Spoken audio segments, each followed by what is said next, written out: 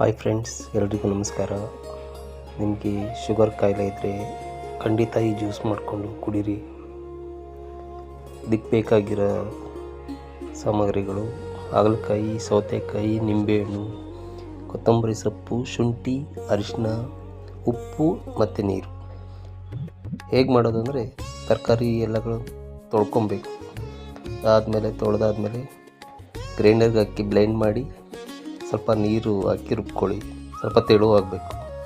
ಅದನ್ನು ಸೋಸಿಬಿಟ್ಟು ಅದಕ್ಕೆ ಸ್ವಲ್ಪ ನಿಂಬೆಹಣ್ಣಿನ ರಸ, ಅರಿಶಿನ ಪುಡಿ, ರುಚಿಗೆ ಸ್ವಲ್ಪ ಉಪ್ಪು ಅದು ಹಾಕ್ಬಿಟ್ಟು ಮಿಕ್ಸ್ ಮಾಡಿಕೊಂಡು ಆವಾಗಲೇ ಕುಡಿಬೇಕು. ಇಷ್ಟು ಮಾಡಿದರೆ ನಿಮಗೆ ಸಕ್ಕರೆ ಗುಣಮಟ್ಟ ಕಡಿಮೆ ಆಗುತ್ತೆ, ಇನ್ಸುಲಿನ್ ಸೂಕ್ಷ್ಮತೆ ಸುಧಾರಣೆ ಆಗುತ್ತೆ, ದೇಹದ ಡೆಟಾಕ್ಸ್, ಉತ್ತಮ ಜೀರ್ಣಕ್ರಿಯೆ